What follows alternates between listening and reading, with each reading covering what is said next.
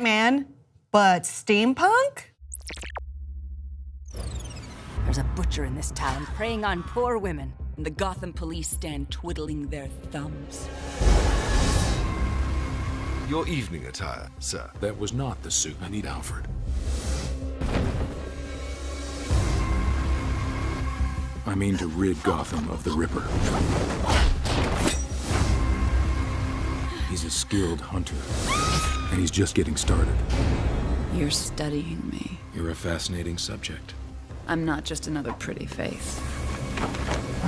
Ooh. It looks rad as hell. I'm here for Catwoman. Yeah.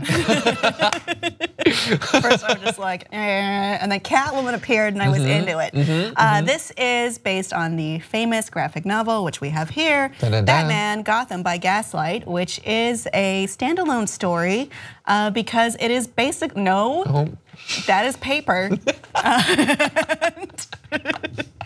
It's set in the Victorian era, the 19th century. It doesn't really explain why the Batman universe is set there or they're going back in time. It's just something you have to accept as its own thing. I think this is cool, and I think that sometimes DC kind of takes these chances on placing like, what if this superhero existed but at this different time? I know that Spider-Man does that a lot too.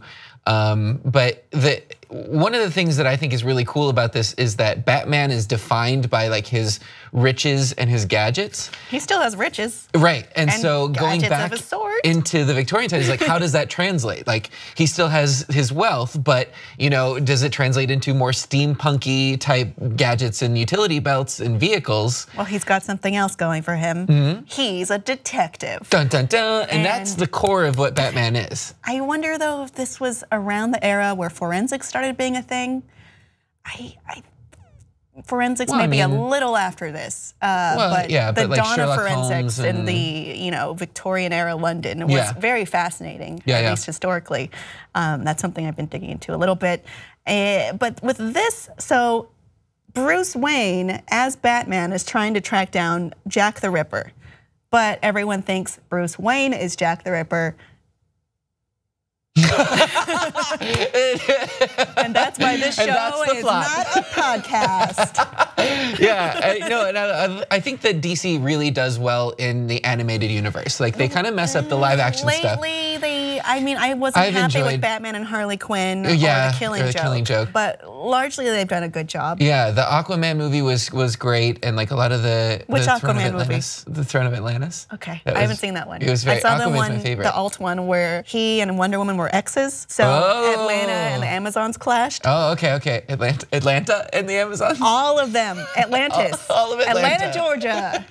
That's a fun Futurama episode where the city of Atlanta sinks to the bottom of the sea, and that's not what I'm referring to, and I'm sorry. But no, I think they generally do a pretty good job in the animated universe. At least I've been happy with it so far. Most of it. And this seems like a fun kind of romp in the Victorian era. Yeah, I like that they're choosing to do this because you might be bound by the constriction of, ooh, it doesn't make sense, but it's just like, let that go and have some fun. Yeah. And I think that's something DC needs to understand more as a company. Yeah. Plus, with popularity of shows like Gotham, we like seeing these interpretations of the Batman villains that kind of pop up, and like we saw Catwoman in there, but like the Ripper is not a traditional Batman villain, but it'll be fun to see the other like cameo apperances. I mean, he's had some weird villains, Tweedledee and Tweedledum. Was Calendar Man? Was that Batman? That's him. Yeah, he has a lot of weird ones in the lexicon. Yeah. A lot of Alice in Wonderland type characters besides Tweedledee and Tweedledum. Yeah. The Mad Hatter for some reason, and he's a pedophile? Anyway, audience, are you down for Gotham by Gaslight? And what other weird past DC stories would you like to see translated into a film? Please let us know below, and please like and subscribe for more.